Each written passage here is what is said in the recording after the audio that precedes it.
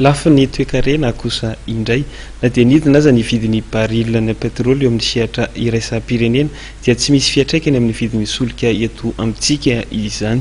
Na ny ny hevina mikasika izay fidinan'ny vidin'ny barilna izay ny filohan'ny fikamban'ireo mpitantana mpitobiny fivarotana lasantsy.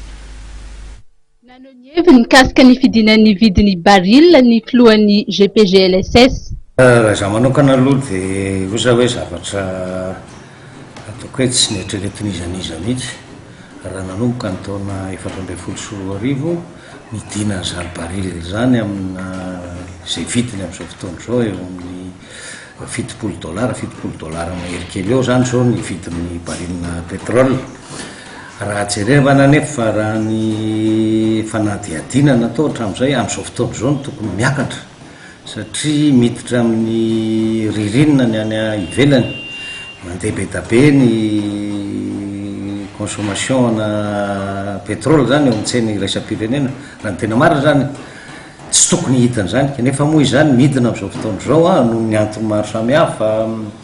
Eo angambany tsy fifanarahana any amin'ny Russie iny eo koa ny famoahana be da be an'ireo pétrole reo satria efa manomboka samsahirana daholo ny économie eran-tany dia tonga amin'izay tsika hoe raha toko amin'ny teny frantsay izy hoe l'offre excède largement la demande, dia manjary midina zany le vidin'entana. Dia ny fanontanianao hoe aiza ho aiza ny eto Madagasikara angamba ny toyany dia zavatra tsotra ny amaliko azy.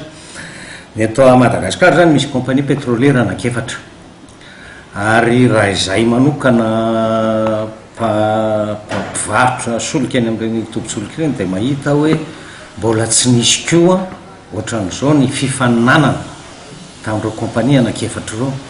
Samy mahita angamba zao fa misy ny manao ino tizy manao ren'le fifaninana ireny, misy loka maro, misy ny fihetsiketsehana fampidirana an'le hoe fahadidifa amin'izao fotoana izao. Inona ny antony? Ny antony dia tena fidivana mafy mihitsy amin'le tsena, zany hoe misy tsena ihany zany ho an'ireo compagnie anankiefatra ireo eto Madagasikara.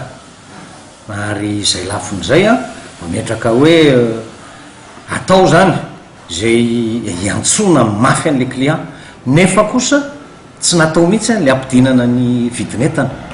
Satria raha jerevantsika tamin'ny 2012 angamba izay raha tsy diso ny fitadidiko azy nanao ohatra nisy compagnie anankiray napidina hatrany amina 300 ariary ny elanelana teo amin'ny tsena. Voatery izy afaka ray volana tao rina voatery natakatra nefa tsy dia tena nisy hoe fiakarana vidin'entana songadina be tamin'izay fotoana izay. Raha ny anahy zany ny taoko hoe conclusion ko anatiny dia zao ho an'ireo compagnie pétrolière anankiefatra vomafy izay mampidina raha mbola afaka ajanona amin'io ihany ny vidin'entana. Nanambara moa ny avy eo anivon'ny Office Malgache des Hydrocarbures na ny OMH fa tsy misy ny fidinan'ny vidin'ny solika eto amintsika.